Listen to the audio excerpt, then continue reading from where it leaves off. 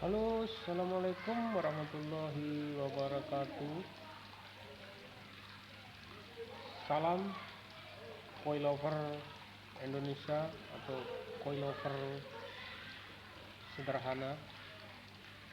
Kami dari Koi Farm Sederhana yang sengaja memperkenalkan sama teman-teman tentang bagaimana cara memelihara ikan koi di kolam sederhana atau di kolam terpal. Ini juga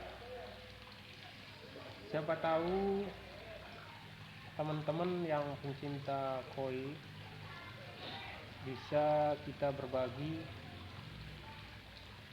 pengalaman atau berbagi cerita tentang bagaimana kita bisa memanfaatkan limbah-limbah yang tidak terpakai, contohnya media box kulkas, media bekas lemari es yang sudah tidak terpakai. Kita bisa memanfaatkan box-box tersebut untuk berbudidaya benih ikan koi ataupun ikan lainnya. Maka dari itu teman-teman, sebelum menonton video ini sampai habis, jangan lupa subscribe dulu ataupun share, komen yang positif sehingga channel kami yang sederhana ini bisa memberikan video-video baru tentang dunia perkoian yang bisa kita berbagi sama teman-teman. Siapa tahu ada teman-teman pemula yang mau membudidaya ikan koi ataupun ikan lainnya. Mari simak video atau penjelasan dari kami. Oke teman-teman yang pencinta ikan koi, salam satu hobi buat temanku semua, saudaraku semua, sebangsa dan setanah air, sehingga kita memberikan persahabatan yang lebih banyak, yang lebih baik, yang bermanfaat bagi orang banyak.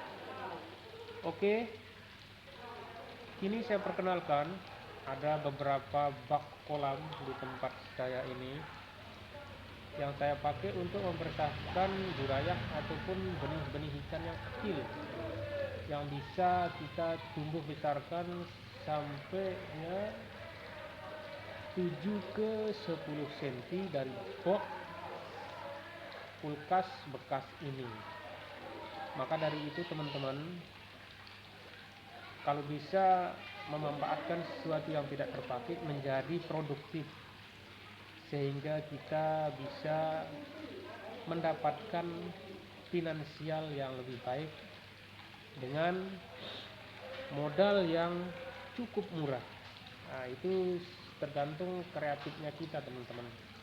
Kalau memang kita bisa kreatif, kenapa enggak? Itu tinggal kemauannya kita. Maka dari itu saya perkenalkan, ini teman-teman kolamnya. Ini terbuat semua dari limbah kulkas. Dari box kulkas kita bisa mengisi satu box sampai ribuan burayak, ribuan benih, sehingga kita bisa membesarkan sampai 7 ke 10 cm. Itu kita memakai medianya media aerator, ada yang memakai media pompa. Bagaimana cara mengatasinya, cara menanggulanginya. Ini juga ada kolam yang kita bikin dengan media terpal yang sudah beberapa minggu. Saya juga bisa berbagi sama teman-teman bagaimana cara, ada beberapa cara untuk membudidaya ikan koi di kolam terpal yang cukup sederhana, sehingga ikan itu tumbuh sehat dan bertumbuh dengan baik. Ada beberapa cara. Saya bisa berbagi pengalaman atau berbagi cerita pengalaman yang sudah kita pakai ini, sehingga teman-teman pemula juga bisa menerapkan apa yang pengalaman yang sudah saya terapkan. Maka dari itu teman-teman, ada beberapa cara dan beberapa faktor sehingga ikan koi Anda memelihara dari ukuran 5 cm ke 10 cm ke 12 cm itu sangat berpengaruh pada kadar air dan ketinggian air ataupun arus air. Maka dari itu teman-teman, saya ingin berbagi sekali lagi, sebelum menaburkan bibit atau benih ikan koi Anda ataupun ikan lainnya, Anda perhatikan dulu beberapa faktor di kolam terpal ataupun kolam beton Anda, sehingga ketika Anda tiba-tiba menaburkan benih ataupun bibit ikan Anda, tiba-tiba ikan Anda mengalami kematian. Mungkin kalau kematian 1, 2 itu hal yang biasa. Nanti kematian massal yang tidak kita duga, maka kerugian yang akan menimpa kita. Maka dari itu perhatikan dulu kolamnya seperti apa. Cara pertama, sebelum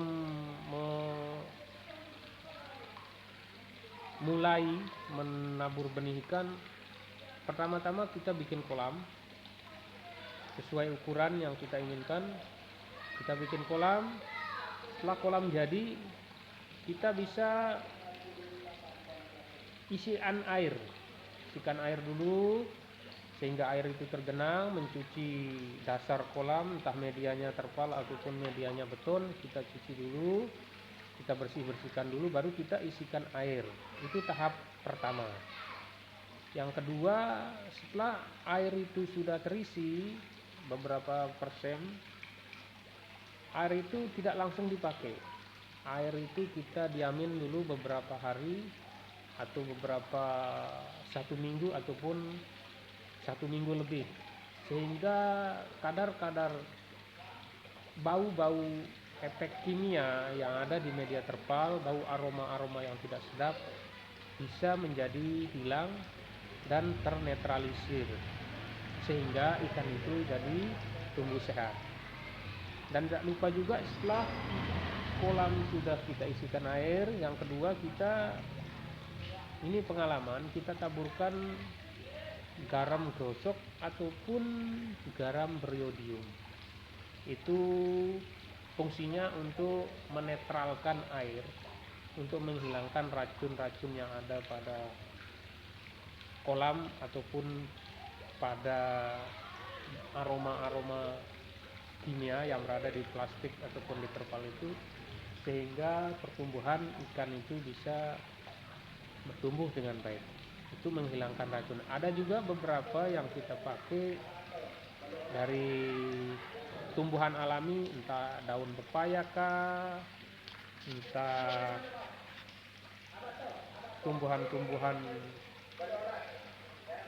tumbuhan air lainnya kah, itu bisa menghilangkan racun pada ikan. Dan yang ketiga juga, setiap kolam yang sudah kita aktifkan itu juga sangat berpengaruh sekali dengan arus air yang kita bikin pada kolam tersebut. Jadi ketika arus air itu mengalir deras, kita bisa mengatur posisi arus air itu kemana. Arus airnya itu mau muter ataupun mau lurus, kita bisa mengaturnya dengan baik, sehingga ikan itu seolah-olah dia hidup di habitat alaminya. Ikan itu seolah-olah hidup dia di sungai yang mengalir. Maka dari itu kita bisa mengatur arah pompa sehingga air itu bisa bergelombang deras. Karena adanya gelombang air yang deras, maka ikan itu dia selalu aktif, dia berlawanan pada arus air tersebut. Karena dia ikan itu aktif, maka pertumbuhan ikan itu bagus, daya nafsu makannya tinggi.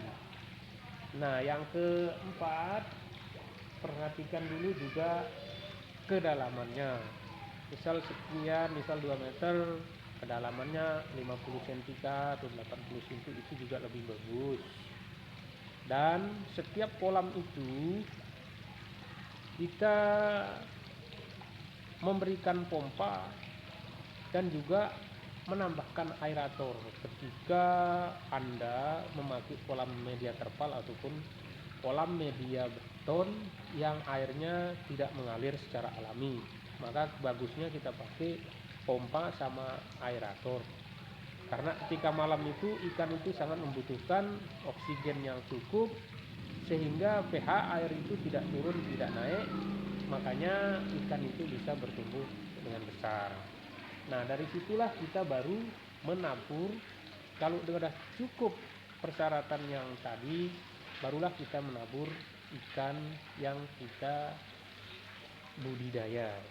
Bibit yang sudah kita persiapkan barulah kita melepas pada kolam tersebut. Dengan adanya persyaratan-persyaratan yang tersebut, insya Allah dengan izin Allah ikan itu bisa bertumbuh dengan sehat dan baik. Sekali lagi, bagi teman-teman pemula, kita sama-sama belajar juga. Saya juga belajar dari pengalaman dan saya juga tidak menggurui siapa-siapa, dan mungkin juga ada teman-teman yang lebih senior dari saya karena saya juga baru belajar. Tapi karena kemauan yang cukup tinggi, kita bisa berbagi pengalaman yang sudah saya alami. Dulu juga saya sering mengalami ketika beli ikan mati, beli ikan 100, 200 mati, beli 3 kali mati. Karena pengalaman yang sudah ada kita pelajari, sehingga alhamdulillah sekarang kita bisa membuktikan cara-cara yang sudah kita pakai itu, akhirnya ikan itu sekarang tingkat kematiannya sangat rendah. Kayak seperti ini teman-teman. Teman-teman bisa lihat, ini ikannya lumayan sehat-sehat teman-teman. Ini airnya juga kita bikin betul-betul mengalir sangat deras sehingga arusnya cukup kencang, makanya ikannya bisa aktif, bisa tumbuh besar sesuai yang kita harapkan. Ini dia teman-teman, ikannya sangat sehat banget.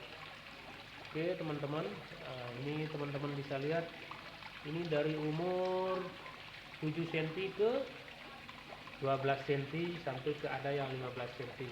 Ini baru beberapa bulan loh. Nah ini dia teman-teman, teman-teman bisa lihat perkembangannya. Ini juga kita taruh tumbuhan air kayak encang gondok, ya fungsinya membuat kadar air, kedinginan air, buat membersihkan air, buat menghilangkan racun juga. Ini dia teman-teman, sedikit kita taruh buat tempatnya ngumpat ikan, karena di situ juga sangat bermanfaat untuk menghilangkan racun amonia. Ini kolamnya tanpa filter loh teman-teman, tapi lumayan airnya cukup bening karena di dasarnya kita posisi dasarnya ada kemiringan di dasar kolam. Ini teman-teman, ini dasar kemiringan teman. Ini ikannya betul-betul aktif teman-teman. Ini bisa teman-teman lihat sendiri. Ini kita pakai aerator juga, ikannya sehat-sehat. Makanya teman-teman pemula yang ingin budidaya atau melihara di belakang rumah Anda, ada beberapa tips yang saya ceritakan tadi. Kita berbagi pengalaman, moga-moga penghobi bisa menikmati hasil tersebut. Oke, ini dia teman-teman. Nah ini ikannya sangat aktif sekali. Nah ini teman-teman. Oke, untuk sementara dulu video dari koi lover sederhana di sini. Salam kenal, salam satu hobi sama teman-teman pencinta koi. Salam hebat, salam sukses sama senior-senior koi. Makin berjaya, saya doakan selalu sukses, sehat selalu buat teman-teman ataupun bapak-bapak semua. Terima kasih. Halo koi lover.